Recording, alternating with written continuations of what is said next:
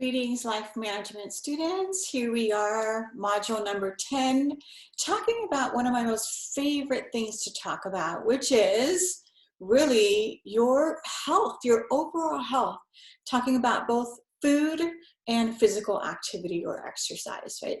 And how much a part of life balance those two things are. So let's get into our learning today. All right, so understand that these things interact. Our nutrition helps us to have the fuel to do physical activity. Our physical activity helps our health because it helps our heart, it helps our blood pressure, it helps everything about us to be in balance or homeostasis, right? And so when we are lacking in one of those two things, whether we're not eating the right foods, eating lots of sugar makes us feel tired a lot of the time, or we're not doing any physical activity, that leads to obesity, type 2 diabetes, high blood pressure, numerous health complications. So we're going to talk about how this kind of triangle is so important. So let's talk about food first.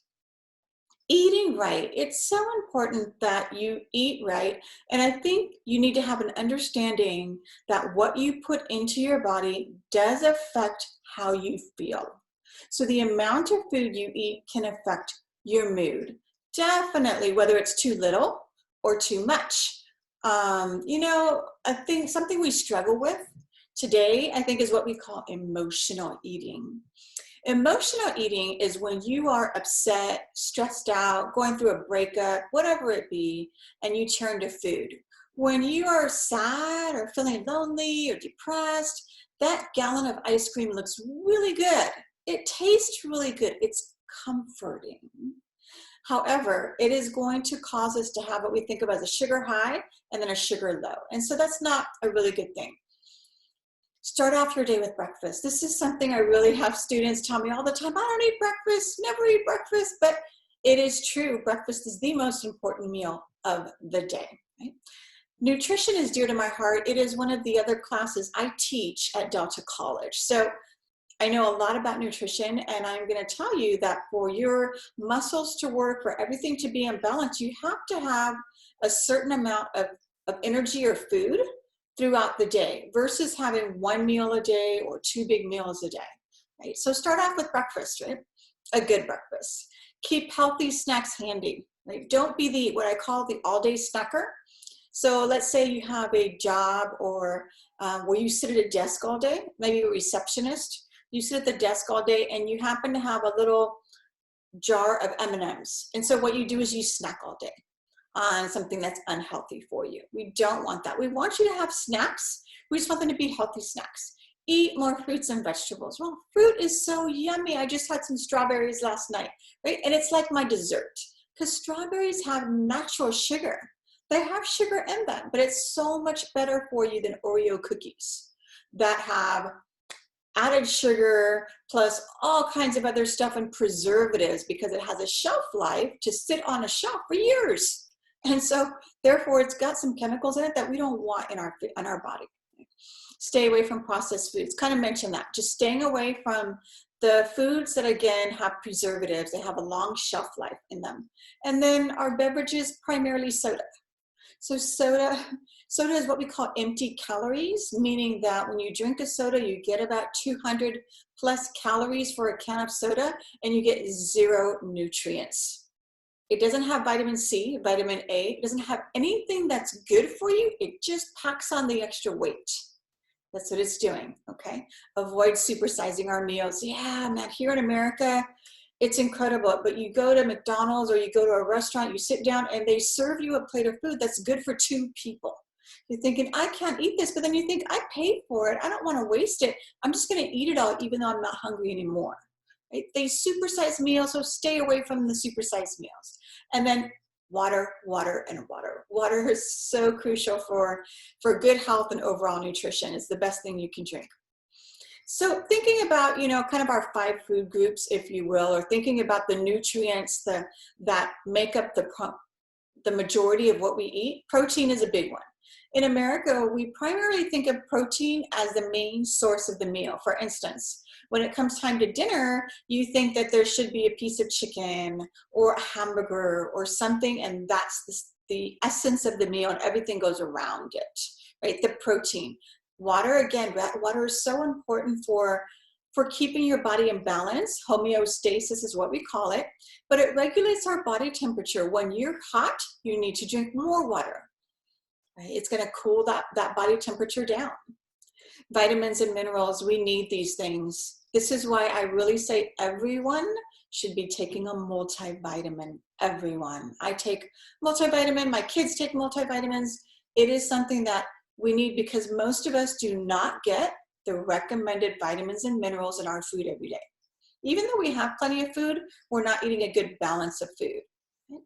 Fats. So fats are essential to our diet. We should actually be getting about 30% of our diet calories from fats.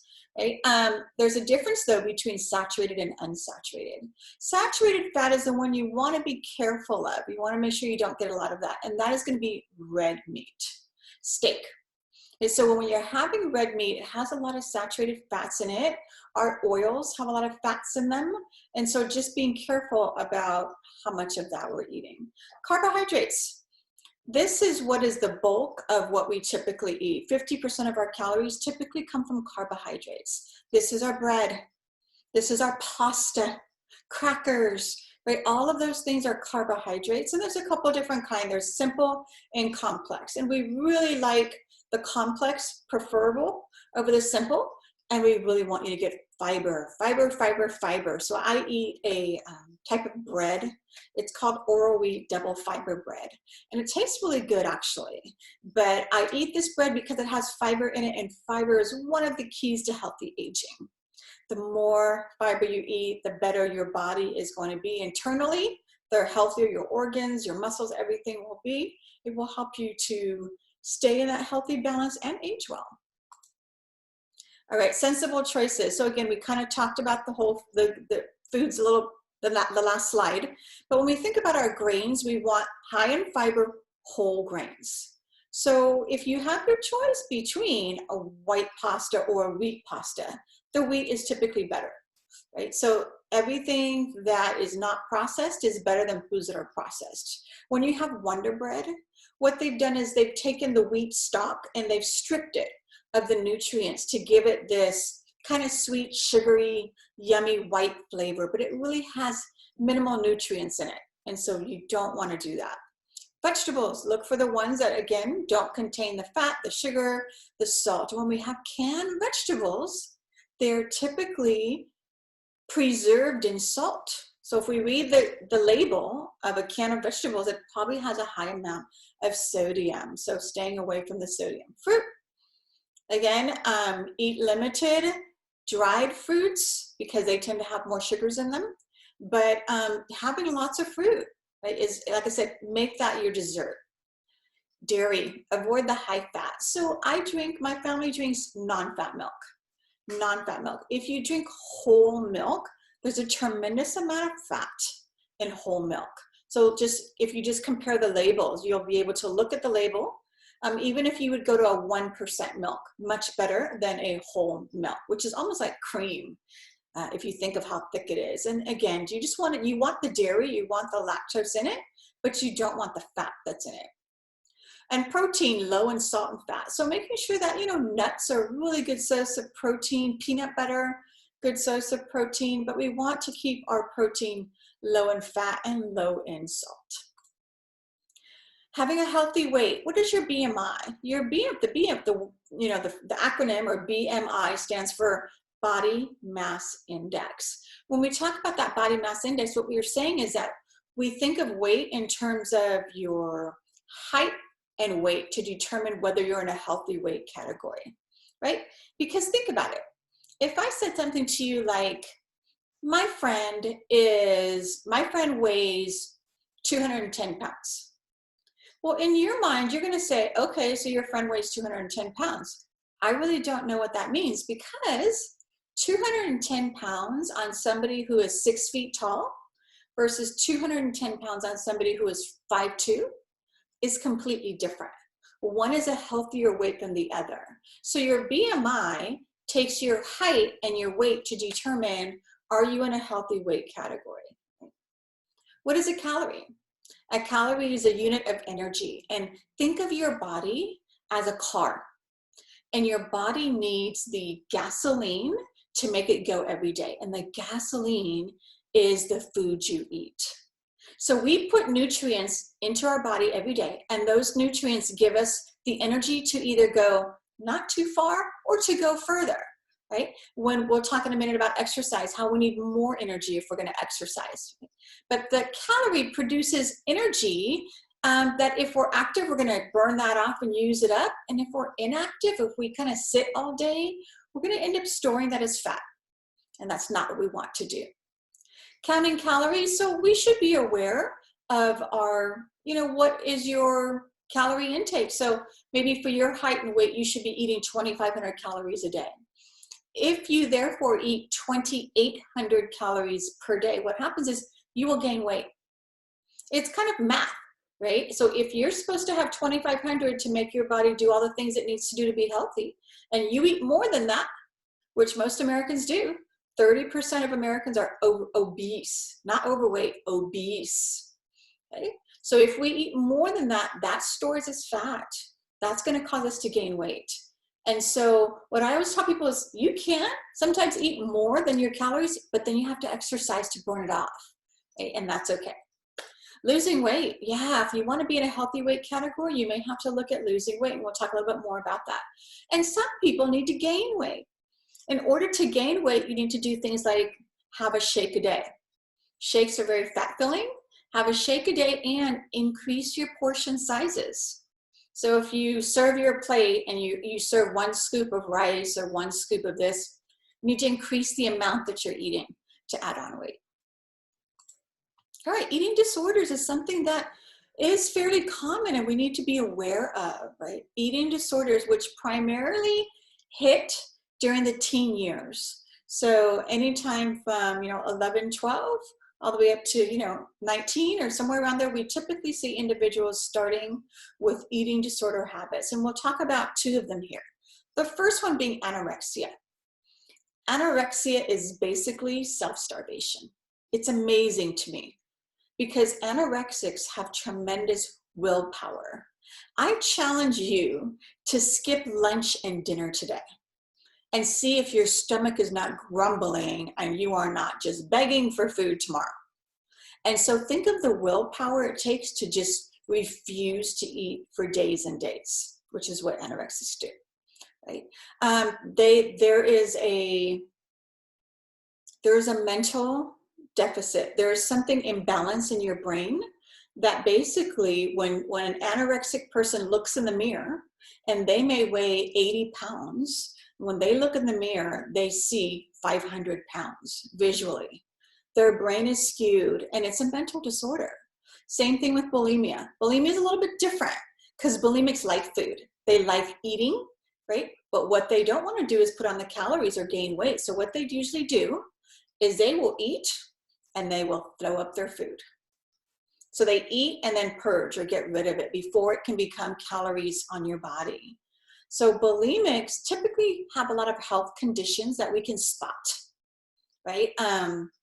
For instance, dentists can look at young people's teeth and what they'll find is they'll find corroding of the inside of the teeth. And this is because when we eat food, we signal our body that food's coming and our stomach starts to make this bile and acid, these gastric juices. And what happens is when the food lands in your stomach, the gastric juices help break it down and tear it apart so that it can get into smaller particles so we can eventually get it into the bloodstream, right? So when you eat food, all that acid is in your stomach. So if I eat food, but then I go and I throw up my food, what happens is that acid, those gastric juices, they come up with my food. It's coming up my esophagus, it's coming through my mouth. Therefore, it's eroding my teeth because it is an acid.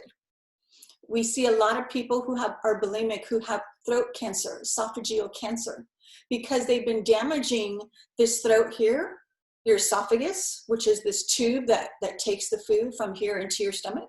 They've been damaging it by constantly having food come back up with acid.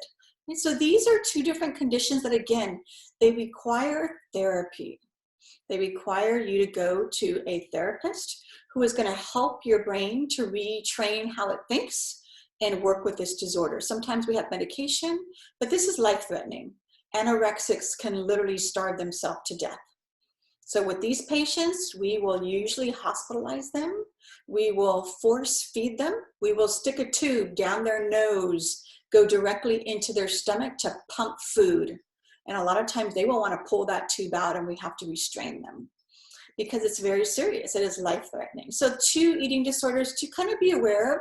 If, you know, it is very normal. Even my youngest daughter has had feelings or thoughts of eating disorders. She went through a period when she was probably 11, 12, where she felt like she wasn't thin enough, even though she was extremely slender. And so her brain was telling her, I know I'm not fat, but I feel like I'm not skinny enough. And so we actually had to go to therapy and have her talk to somebody about why is she thinking that way? How can we retrain our brain? So these are things to be looking out for in your friends or if you have these feelings. All right, you know, some bad eating habits we need to be aware. A big one is skipping any meal, let alone breakfast. Think about it. I like the word breakfast. My grandmother always taught me this. She said breakfast means you are breaking the fast. Because think about it, when you go to sleep at night, what time was the last time you ate? So let's say it was 7 o'clock. Let's say it was dinner time earlier. You sleep all night and you get up the next morning. Your body has been without food for typically, 10, 12 hours, however long that be. It needs nutrients. It needs food to make it go. And so when you have breakfast, you're breaking the fast because your body has been fasting all night. It's very important. It is, I know, even if you don't feel like it, people say, I just don't feel hungry in the morning. Okay, have a protein shake. Have a slice of toast. Have a banana. That's it.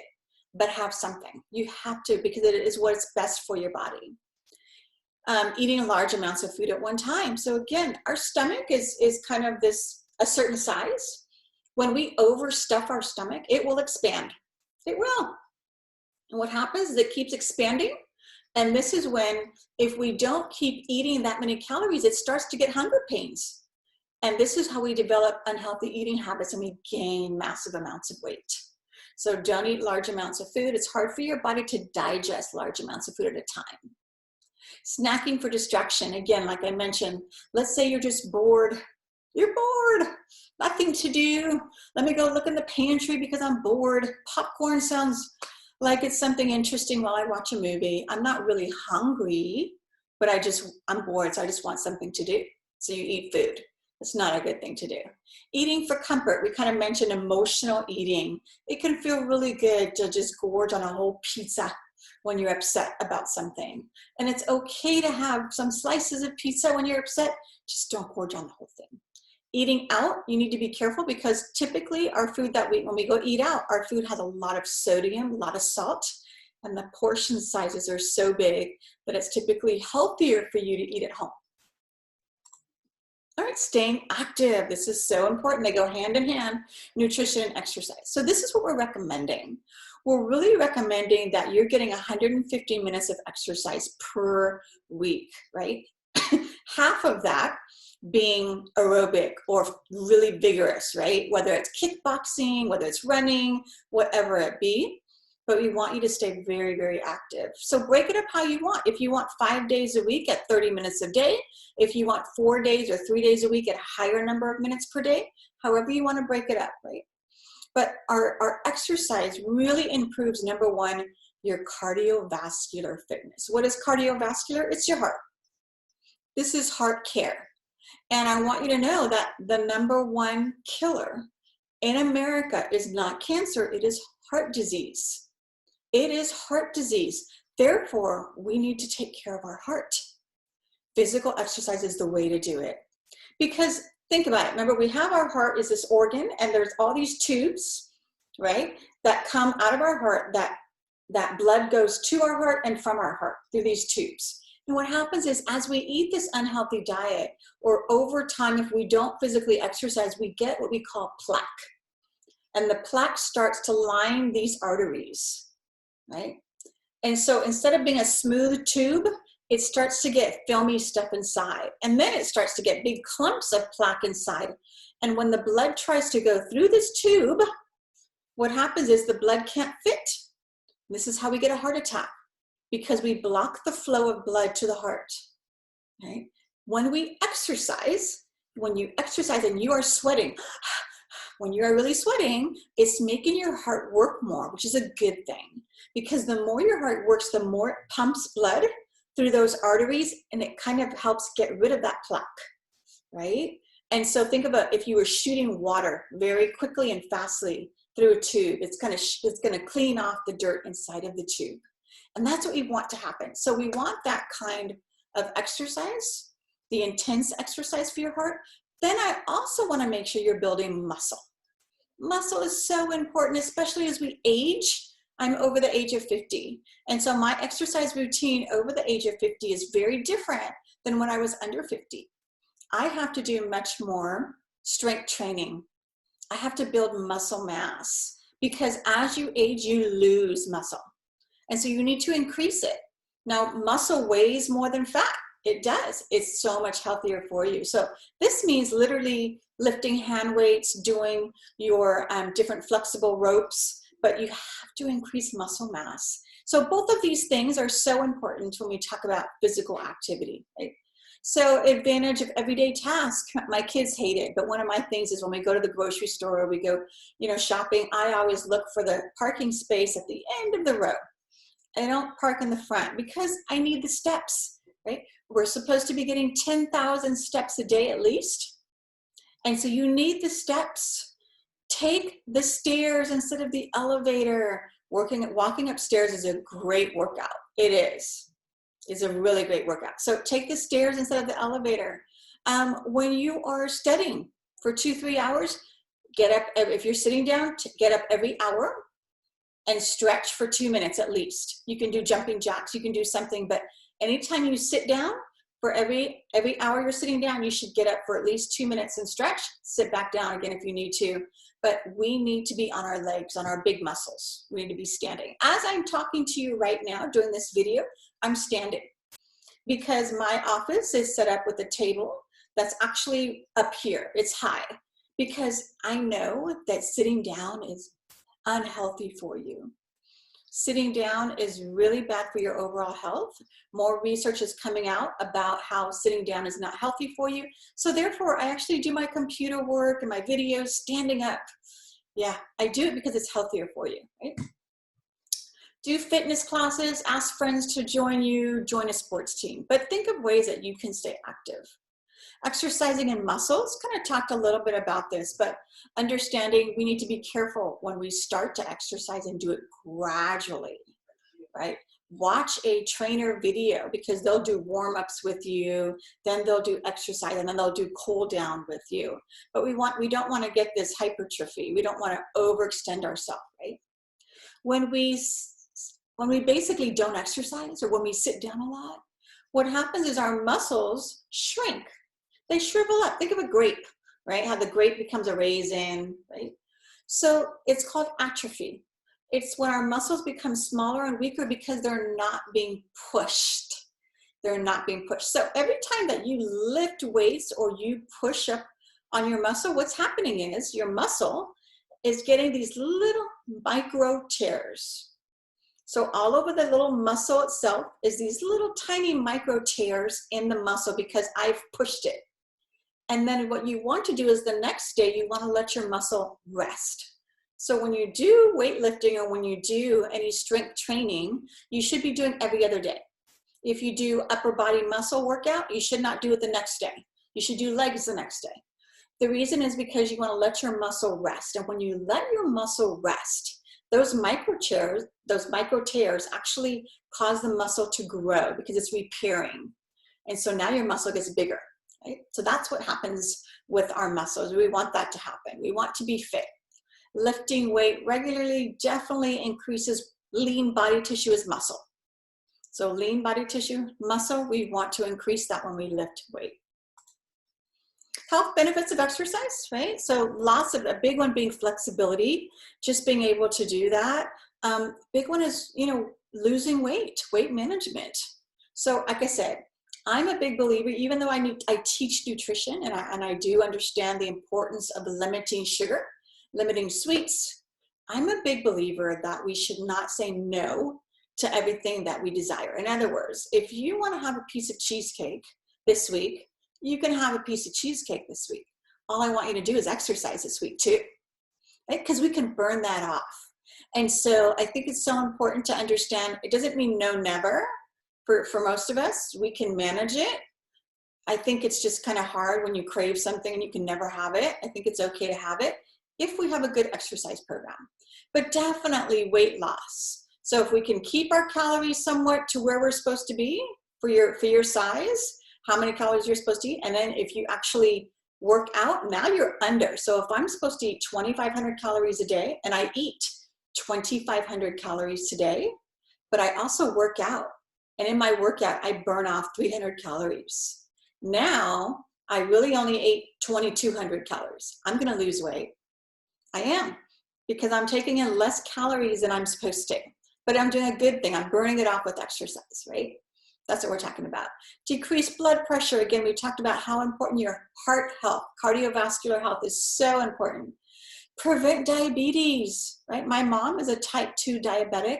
I don't want to be a type 2 diabetic because I like sweets too much. I do. I'm a baker, so I enjoy baking. I enjoy that. But I understand I can really only have sweets once or twice a week, right? And I have to work out. Bone and joint health. Have you ever noticed your grandmother has shrunk as she's gotten older, right? What happens is, as we age, our spine, which when you're young is very strong and sturdy, starts to kind of shrink up. And that's because your bone starts to get holes in it as we get older, right? And so what we want is, when you do weight-bearing exercise, strength training, it strengthens your bones. So you don't get hunched over as you get older. You have good posture and stand up straight, right? Which is what we want. Possible reduction of cancer risk, and it has great mental health benefits. Great mental health. Understand, when we exercise, we release hormones, and instead of releasing stress hormones, we release what I call the endorphins, or the happy hormones. So when I exercise, I'm happy, I feel good, and you sleep better, right? So exercise, really, there's no downsides to it. All good for you. Food and physical activity. So let's say that you want to go work out. My son does a lot of weightlifting at the gym 4 times a week. He's very regimented about what weights he does and what kind of, I don't know, triceps, I don't know, but muscles of the body he does, right? So he eats what he calls a pre-meal before he goes to work out. He carb loads. So carb loading is, let's say you're going to go to the gym and work out. What you're going to do is you're going to eat a lot of carbs. Pasta, have some bananas, and have some toast, and you're going to have carbs before you go work out. Or if you're going to run a race, you eat carbs, because the carbs will give you the energy to last longer when you work out or when you run a race. Your body will kind of run out of gas. If you remember, I said your body's the car, the food is the energy or gasoline. So the more gasoline I put into the car before I work out, the longer my car is going to go. This is a good thing, right? Again, endurance is greatest when our diet contains carbs. That's what I'm talking about. Carbohydrates are best for you to endure or last. And then to maximize the best is, after you've worked out, you should come home and have, again, protein shake, some carbohydrates. You want to have a post-competition meal. Right? So this is for those of you who, again, are really interested in being fit and working out and having the good nutrients to work out. So food, physical activity going together. Good thing. Sleep. We need it. It is so important. So avoid the late night cramming, like studying, staying up late. I would definitely say avoid the late night screens. Right? So being on our phone, being on our laptops, all of those screens are not healthy for us. We should put them down at least an hour before bedtime. So stay away from caffeine, definitely after dinner or whatever it be. Get enough exercise, because exercise helps us sleep better. Don't nap during the day. If you do nap during the day, do it before 3 p.m. and for only 20 minutes. right? And that will still help you stay on a sleep schedule at nighttime. But if we take long naps during the day, it messes up our sleep pattern, right? And then do things that help you get to sleep. So what does our good sleep do for us? Definitely, it reduces our overall physical health problems. So it's healthy for us. If you get less than 6 hours a night of sleep, it results in 50% increased risk of viral infections, heart disease, and stroke. Understand, when your body shuts down, when you go to sleep, it is the time. Think if you had inside of your body all kinds of little minions, and the minions were hard at work repairing all the organs and tissues and everything, and they were working to make everything work well when you wake up. Well, if you cut their work schedule and the poor minions only have 5 hours at night to do all the work, they're working on overload trying to get everything done, they don't get finished. And the next day when you try to perform all that you need to perform, things are going to fail. Your lack of concentration, your lack of focus, all kinds of things will happen because you are tired.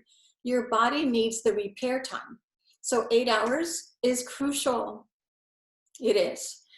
Having adequate sleep reduces mental health problems. So less problems with moods, because when you're sleepy, you're moody, you're crabby, right? We tend to overeat if we don't get adequate sleep. We need to dream. We need to have that deep sleep that's healthy, right? Take melatonin, which is a healthy sleep hormone.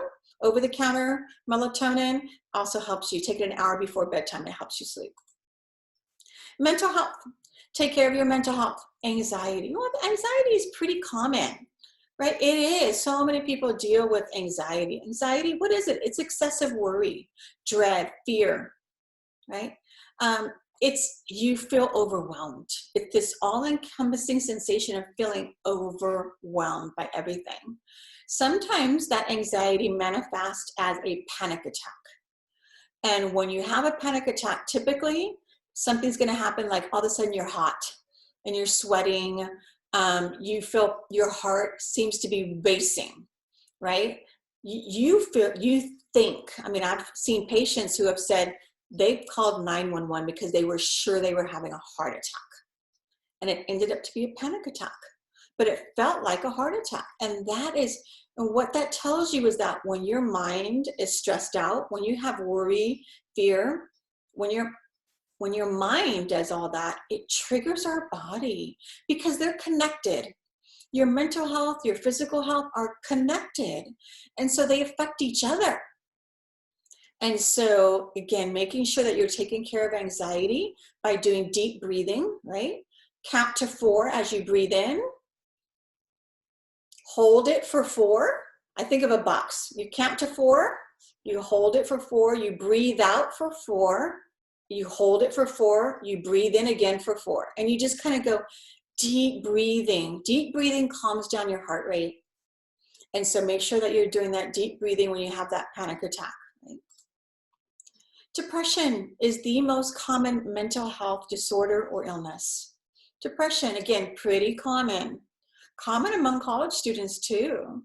So you're feeling just a sense of loss, a sense of like, I don't care, a sense of like, I just don't feel motivated. I don't have the energy.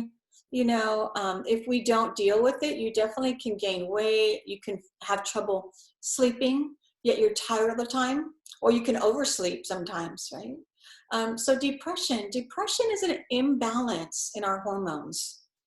It's physical. It's something that there's something off. We need medication or we need some talk therapy. We need to get through it. But depression is real. Sometimes people are not sympathetic and they'll tell people, oh, just get over it. Like make yourself happy. Just get over it. Well, sometimes you just can't do that. You need more help than just get over it. And sometimes we need either counseling to talk through our issues to help us to reframe our thinking, or we need some medication to help balance those hormones that are out of whack right now. So there's no shame in asking for support when it comes to mental health. And this is something I think is so important because, I mean, even just think years back, suicide, when we talked about mental health disease, these were topics that were behind the doors. Like, we don't talk about that. No, that's embarrassing. We don't admit that our son tried to commit suicide. We don't admit that our family has a history of schizophrenia. We don't talk about those things. We should talk about those things because they're real and they happen to so many of us, yet because there's such shame that comes with the topic, people are not talking about it. But the more we would talk about it, the more help we could get, the more we could feel not alone.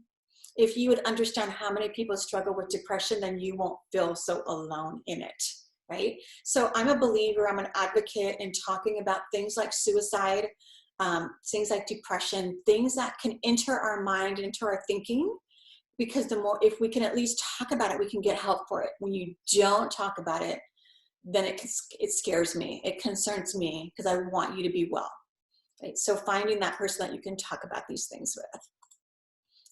All right, don't abuse drugs and alcohol. So definitely addictions lead to unhealthy relationships. They lead to unhealthy bodies, right? Alcohol is the most abused drug in the United States. It is, right? Gosh, I could say so much about this, but basically we have a problem with alcohol. It's not that you can't drink, it's that people have a problem drinking, not being able to control the number of drinks. So excessive drinking becomes just a huge issue. 1,700 college students are involved in drug-related accidents and deaths every year. Right? So we want to avoid drugs and alcohol, and there's no difference between college-going students and those who don't go to college. The same number use drugs. Whether you're on the streets, whether you're at Stanford, you're using drugs. It's just you're using different kind of drugs. There's street drugs, and then there's drugs that college students use, which are typically uppers. So they're getting speed. They're getting drugs that help them to stay awake all night because they're studying and they have exams and midterms and papers. But they're still illegal drugs. They're both unhealthy for you, so you just need to be careful about those. All right, so what does research say about having some healthy behaviors? So research suggests healthy things like going to bed early on time, getting up early, eating breakfast every day leads to you having better grades. So these healthy behaviors are another reason to implement them because you will perform better. It's just research proven that these things work. Sexual health, it's important we talk about STIs.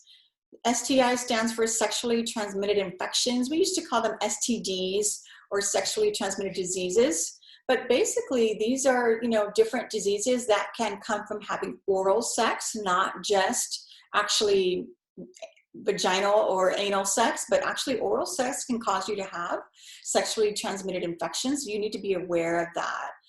Really, the only way to make sure that you will never have an STI is to practice abstinence. Abstinence means you don't have sex.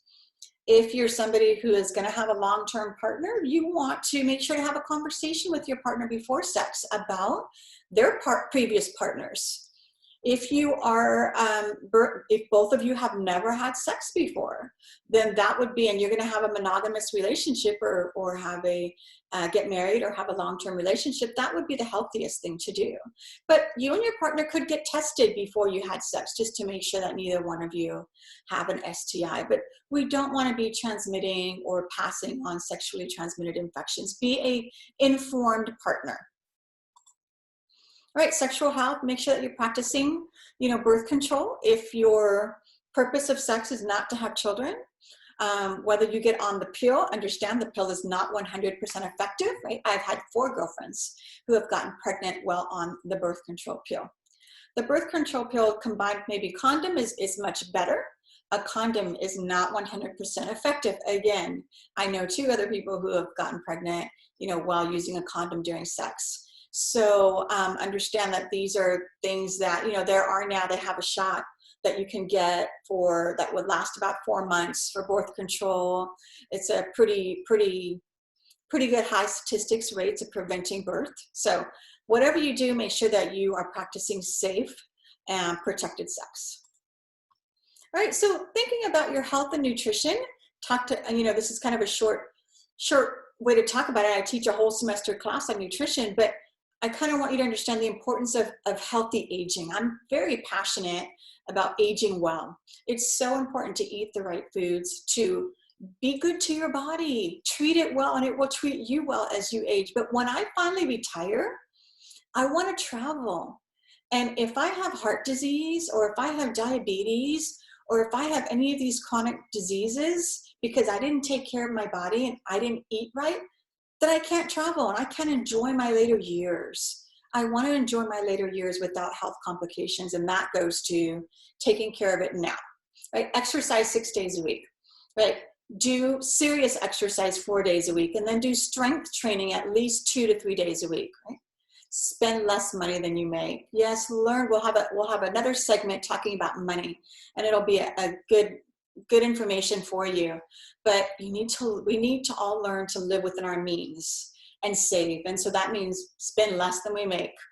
Quit eating crap. Yeah, that's a big one, right? Okay, all the Hershey bars, Snickers, hot Cheetos, just put it away. It's literally food with chemicals in it because we preserved it. Yes, it tastes good because there's chemicals in it that make it taste good. There's lots of sugar in it, but it's not good for your body, right? Care for others and yourself. I'm a big believer in self-care. So love yourself. And when you give back to the community and you give to others, you feel good about yourself too. Connect and commit, which means have healthy relationships. We're going to talk a little bit more about relationships shortly. And so again, we'll talk about how important it is for our mental health and our physical health and emotional health to have good relationships. All right, guys, we will see you next time.